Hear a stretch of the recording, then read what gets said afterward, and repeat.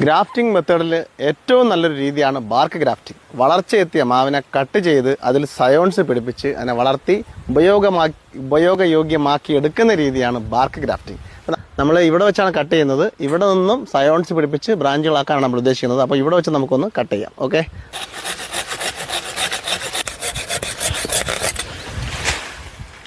എത്ര സ്പീഡിലായത് കട്ട് ചെയ്ത് ആലോചിച്ച്. അപ്പോൾ കട്ട് ചെയ്ത് കഴിഞ്ഞു. നമുക്കിതിൻ്റെ മുകൾ ഭാഗമൊക്കെ ഒന്ന് വൃത്തിയായി കൊടുക്കാം.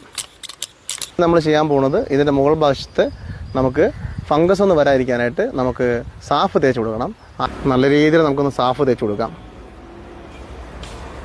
തേച്ച് കൊടുക്കുക. അപ്പോൾ സാഫ് മുഴുവനായിട്ട് തേച്ച് കഴിഞ്ഞു. നമ്മൾ സയോൺ സെലക്ട് ചെയ്യുമ്പോൾ എപ്പോഴും കായ്ച്ച മാവിൽ നിന്നാണ് നമ്മൾ സയോൺ സെലക്ട് ചെയ്യുക. കണ്ടോ, ഇത് മുകുളങ്ങൾ വന്ന് നിൽക്കുന്ന ഭാഗമായിരിക്കും നമ്മൾ ഏറ്റവും കൂടുതൽ ഗ്രാഫ്റ്റ് ചെയ്യാനായിട്ട് നമ്മൾ എടുക്കുന്നത്. അപ്പോൾ നമുക്ക് ഇതിൻ്റെ സ്കിന്നൊന്ന് പതുക്കെ ഒന്ന് പീൽ ചെയ്യാൻ വേണ്ടി നോക്കാം. നമുക്കിവിടെ പതിയെ ഈ ഭാഗത്തെ സ്കിന്നൊന്ന് ഇങ്ങനെ വേർതിരിച്ചെടുക്കുക. ഇതുപോലെ നല്ല ഈ ഷേപ്പിൽ ഷാർപ്പാക്കി എടുക്കുക. അതിനുശേഷം നമുക്ക് ഈ ഭാഗത്ത് പിടിപ്പിക്കാം. വയ്ക്കുകയാണ് കേട്ടോ. ഇറക്കി വെച്ചു. അപ്പോൾ ഗ്രാഫ്റ്റ് നമ്പർ 1 ഇവിടെ റെഡി ആയിട്ടുണ്ട്.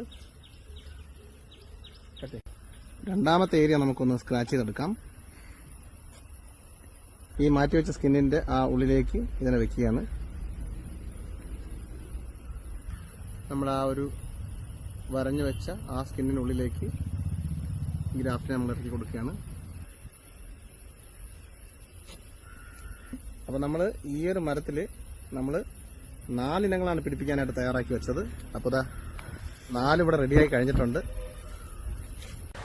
ഇത് കണ്ടോ, ഇങ്ങനെ തടി കട്ട് ചെയ്ത് അതിൻ്റെ തൊലികളിൽ മുറിവുകളുണ്ടാക്കി അതിനുള്ളിലേക്ക് സയോണുകളെ ഇറക്കി ടൈറ്റായിട്ട് ടേപ്പ് ചെയ്ത് കൊടുത്ത് അതിനെ വളർത്തി വലുതാക്കി റെഡിയാക്കി എടുക്കുന്ന ഗ്രാഫ്റ്റിംഗ് രീതിയെ പറയുന്ന പേരാണ് ബാർക്ക് ഗ്രാഫ്റ്റിംഗ്.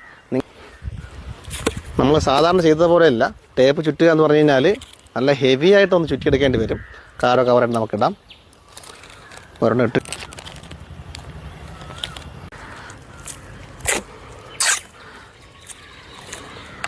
നല്ല രീതിയിൽ കവർ ചെയ്ത് നമ്മൾ ടേപ്പ് ചുറ്റി കൊടുക്കുകയാണ്.